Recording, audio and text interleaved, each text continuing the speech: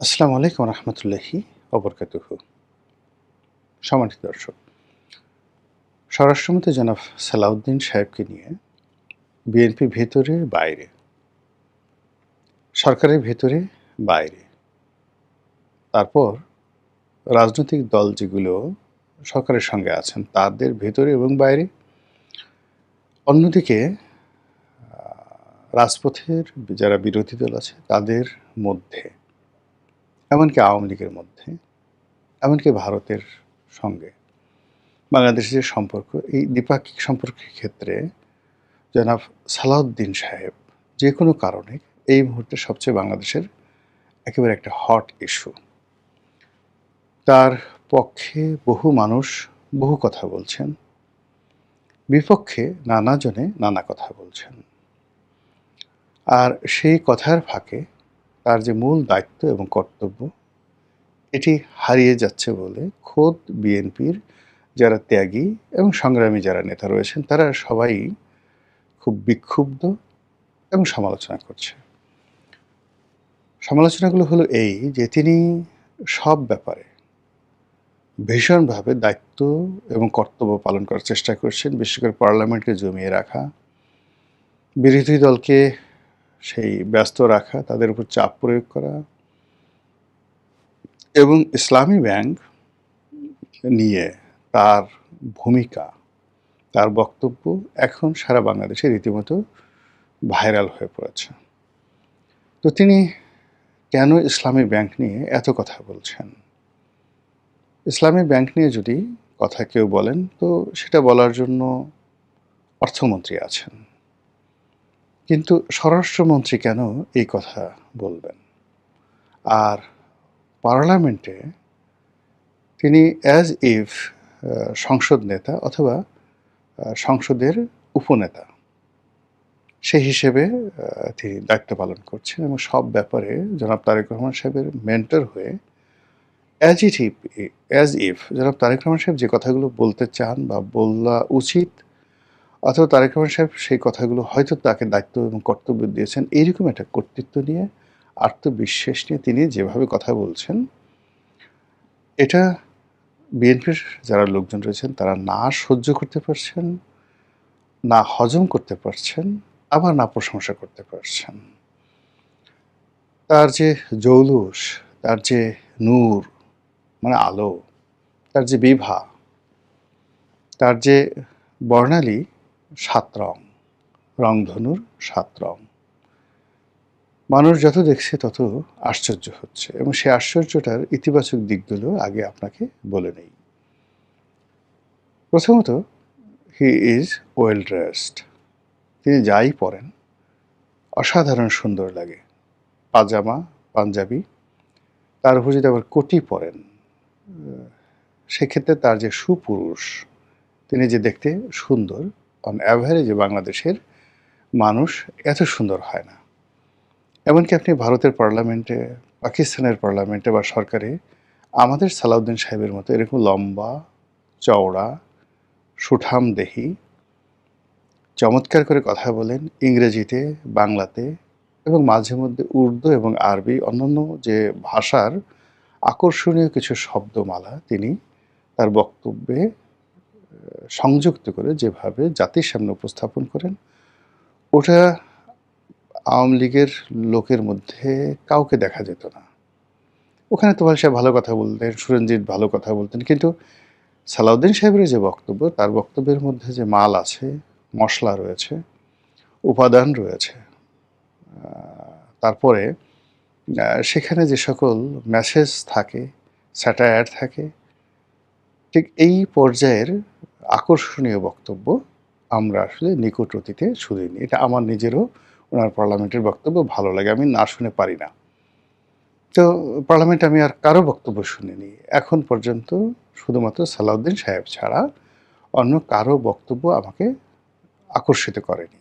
তো বোঝার চেষ্টা করুন। তো বিএনপির যে সমস্ত লোকজন রয়েছেন, বড় বড় নেতা রয়েছেন, তারা এই যে সালাউদ্দিন সাহেবের যে উত্থান, তার যে স্মার্টনেস, তার যে বক্তব্য, এটা দেখছেন আর তাদের শরীরের ভিতরে এক ধরনের কিচিরমিচির শুরু হয়ে গেছে, অঙ্গ জ্বলে যাচ্ছে। না সহ্য করা যাচ্ছে, না বলা যাচ্ছে, না দেখা যাচ্ছে। ফলে তিনি অনেকের ঈর্ষার পাত্র রূপে এই মুহূর্তে পার্লামেন্ট আলোকিত করছেন। তা আমি কি বললাম? তার চেহারা ভালো, স্রোত ভালো, ড্রেস কোড ভালো, কথাবার্তা অসাধারণভাবে বলেন। ২ নম্বর হলো যে বিরোধী দলকে আক্রমণ করার ক্ষেত্রে তিনি একটা নতুন স্টাইল রচনা করেছেন। যে স্টাইলটি অনেকটা তোফায়েল আহমেদের মতো, অনেকটা সুরঞ্জিত সেনগুপ্তর মতো, অনেকটা সালাউদ্দিন কাদের চৌধুরীর মতো, এমনকি মদুদ আহমেদের মতো। অর্থাৎ কম্বাইন্ডলি আমাদের এই গত ৪০ বছরের পার্লামেন্টের ইতিহাসে আমি যেটা ৭৯-র পার্লামেন্ট যেটা হলো, সেই পার্লামেন্টটা কথা আমার মনে নেই। তবে তখন যে সংসদ নেতা ছিলেন অসাধারণ, জিয়াউর রহমান সাহেবের জমানাতে যে পার্লামেন্ট ছিলেন বলা হয় এটা one of the best and finest parliament. আবার ১৯৮৬ সনে যে পার্লামেন্টটা গঠিত হয়েছিল আওয়ামী লীগ জাতীয় পার্টি, ওটাও কিন্তু ফাইনেস্ট একটা পার্লামেন্ট ছিল। তো সেই সকল পার্লামেন্টে যারা উঠে এসেছিলেন পার্লামেন্টেরিয়ান রূপে এবং যারা সাস্টেন করেছিলেন তাদের মধ্যে সালাউদ্দিন কাদের চৌধুরী, মওদুদ আহমেদ, ব্যারিস্টার জমিরুদ্দিন সরকার, তারপর কাজী ফিরোজ রশিদ, এরপর তোফায়েল আহমেদ, তারপর সুরঞ্জিত সেনগুপ্ত, মানে এই নামগুলো বারবার ঘুরে ঘুরে চলে আসে। তো সেই দিক থেকে সালাউদ্দিন সাহেব লেখাপড়া জানা মানুষ। তো তিনি স্টাডি করেছেন যে বক্তব্যটা আসলে কেমন হওয়া উচিত। সেই বক্তব্যে যদি কিছু আরবি থাকে সাইদি সাহেবের মতো, কিছু কোরআনের আয়াত থাকে, যদি উর্দু শের থাকে, মির্জা গালিবের কোনো শের থাকে, আল্লামা ইকবালের কোনো শের থাকে, তাহলে জামাতের লোক আসলে বড় কথা বলতে পারবে না। এরপর সেখানে যদি ইংরেজি থাকে, সংবিধান থাকে, এবং আমাদের দেশের বেশিরভাগ মানুষ তো আসলে হিং সিং ফট জাতীয় কবিতা শুনতে পছন্দ করে। আপনি যদি কোনো জটিল বিষয় তাদের সামনে উপস্থাপন করেন, সেটা যদি আপনি ইম্মানুয়েল কান্ট, হেগেল, সানঝু, ইবনে খালদুন, মানে নামগুলো খুব পরিচিত, কিন্তু সবাই তাদেরকে ভয় পায়। কিন্তু আসলে কী লিখা আছে কেউ মানে পড়েনি। যদি বলা হয় আচ্ছা এটা মাওলানা জালালউদ্দিন রুমি বলেছেন বা এটা আম ঠিক ম্যাকিয়াভেলি বলেছেন, চাণক্য বলেছেন, এগুলো আমাদের দেশে অ্যাভেইলেবল। কিন্তু যদি বলা হয় আ এই ন্যারেটিভটা মার্কাস অর্লিয়াস বলেছেন, রোমান সম্রাট মার্কাস অর্লিয়াস বলেছেন। এটা রাতারাতি উত্তর দেওয়া খুবই একটা কঠিন একটা বিষয়, যেটা বর্তমান সংসদে বিএনপির মধ্যে এবং জামাতের মধ্যে নেই বললেই চলে। নেই বলে মানে কেউ নেই, নো ওয়ান। তো সেই দিক থেকে এই জিনিসগুলো সালাউদ্দিন সাহেবের স্টাডি আছে এবং উনি জানেন এবং এই কথাগুলো উনি বলা শুরু করেছেন। ফলে তিনি যখন কথা বললেন, তখন পার্লামেন্ট একেবারে স্তব্ধ হয়ে থাকে। স্তব্ধ হয়ে থাকে, সবাই চুপচাপ হয়ে থাকে।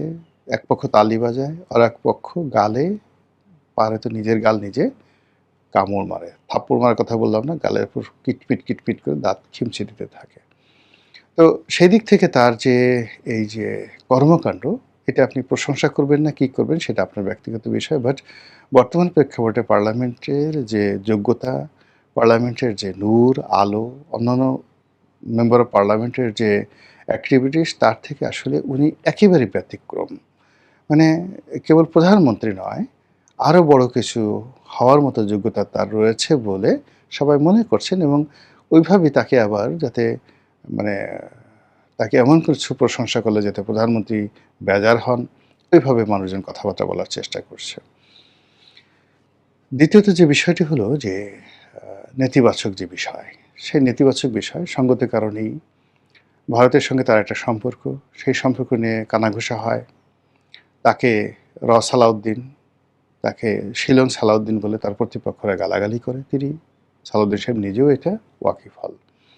তাকে জনাব এস আলম সাহেবের মেন্টর হিসেবে মনে করা হয়। এস আলম সাহেবের সঙ্গে তার সম্পর্কের সাথে যে একটা যোগ আছে এবং তিনি যেকোনোভাবে এস আলমকে প্রোটেক্ট করতে চান, এটা তার যারা বিরোধী পক্ষ নানাভাবে তাকে উত্ত্যক্ত করে এবং সোশ্যাল মিডিয়াতে তাকে এবং তার পরিবারকে নিয়ে, ছেলেকে নিয়ে, অন্যান্য যারা আত্মীয়স্বজন আছে, এমনকি তার কন্যা সন্তান, তার স্ত্রীকে নিয়ে নানা রকম কুৎসা রটনা করে বটবাহিনী। এজন্য তিনি বিরক্ত এবং এই বট বাহিনীর বিরুদ্ধে ব্যবস্থা নেওয়ার জন্যে তিনি ইতিমধ্যেই কঠোর পদক্ষেপ নেবেন, নতুন আইন তৈরি করবেন, সাইবার সিকিউরিটি ল, এটি নিয়ে তিনি ভয় দেখাচ্ছেন।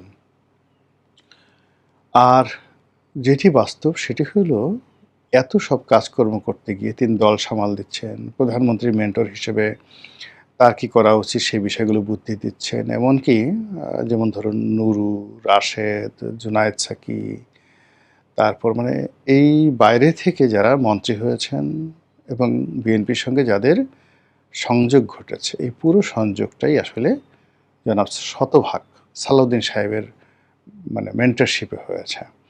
তো কাজেই গণ অধিকার পরিষদের নুরুর বা নুরুর একসময় সেক্রেটারি রাশেদের কিংবা জুনায়েদ সাকির, শাহাদাত হোসেন সেলিম যিনি বিএনপিতে যোগদান করেছেন নিজের দল এলডিপি বন্ধ করে তারা ইত্যাদি সহ নাহিদ, সার্জিস এদের সাথে যে সম্পর্ক, বিএনপির যে সম্পর্ক, এই টোটাল পলিটিক্যাল বিষয়টা আসলে ইচ্ছাই হোক অনিচ্ছাই হোক কারণে হোক অকারণে হোক গত ২ বছর যাবৎ সালাউদ্দিন সাহেব ডিল করছেন।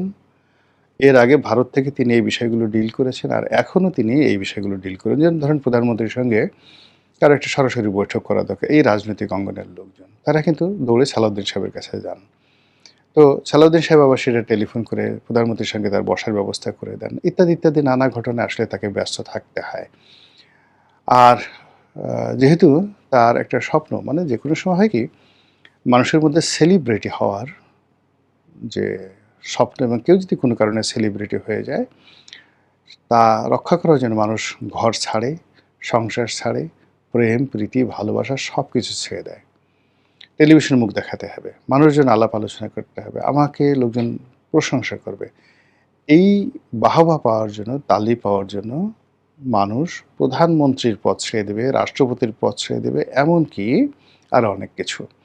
তো সেদিক থেকে সরকারের মধ্যে এখন সবচেয়ে মিডিয়ার কভারেজ পেয়েছে জনাব সালাউদ্দিন সাহেব। আর এই কাজগুলো তাকে করার জন্য প্রতিটি মুহূর্তে তার ভাষা, তার মানে তাকে সেই ধরনের ন্যারেটিভ তৈরি করতে হয় যে ন্যারেটিভ মুহূর্তের মধ্যে ভাইরাল হয়ে যায়। আর এই কাজগুলো করতে গিয়ে তার যে সমস্যাগুলো হয়, তিনি তার যে মন্ত্রণালয়, সবচেয়ে বড় মন্ত্রণালয়, ইফেক্টিভ স্বরাষ্ট্র মন্ত্রণালয়, যার আন্ডারে ধরেন বর্ডার সিকিউরিটি ফোর্স, বিজিবি আছে, পুলিশ আছে, আনসার আছে, পাসপোর্ট অধিদপ্তর